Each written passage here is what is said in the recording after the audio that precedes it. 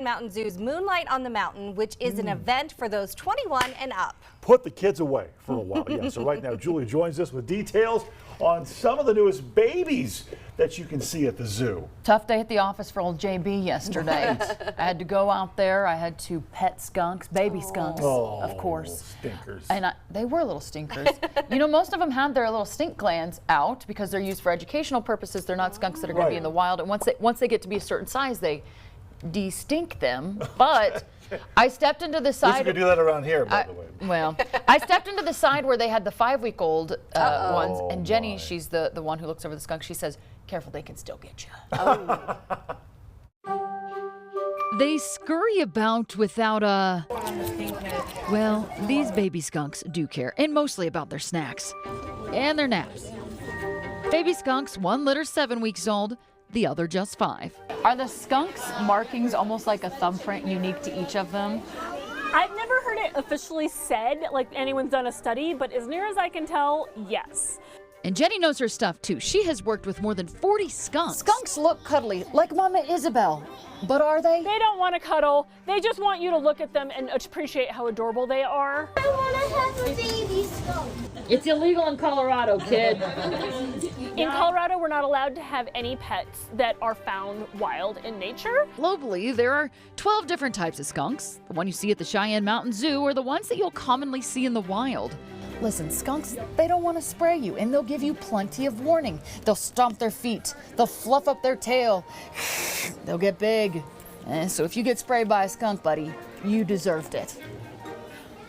Oh, everybody's coming out now. We get one good look at bugs, and we're out here. I feel like you just want me for the food that I can provide. They can actually only spray 3 or 4 times, and then they run out. They've got a gland in there that can be emptied. It'll refill, but it takes about 10 days to refill.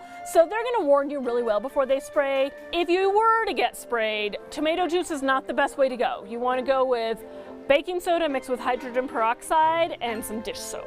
And these skunks, once they get to a certain size, are without their spraying abilities. They'll never be in the wild, rather ambassadors to zoos and classrooms, teaching kids not to fear the black and white striped creature, rather celebrate their handiness. So anyone who's ever lived anywhere that's been annoyed by cockroaches or grasshoppers or moths or any of those bugs that kind of get on our nerves, you want skunks around because they love them. They're going to eat as many as they can possibly get. So cute. They're descented. They descent them right around, well, when they get to be a certain weight. So in between that 5 and 7 weeks, because the 7-week-old ones without it, the 5-week ones were. You said they're soft too. They were soft, and they kind of look bristly, right? Yeah. But they are a pretty soft animal. And then I also want to mention, nearly every day around 2:30, they do a showing with the skunk. So if you want to swing by, you want to see them, you want to ooh, you want to awe, you have the ability to do that. Of course, Moonlight on the Mountain is going to be happening at Cheyenne Mountain Zoo this week. 21 and up, get your tickets. Those are always really fun events. And when you see them, no chance of getting sprayed. Well, unless you see the 5-week-old ones, because they could. They've not. But you did not get sprayed.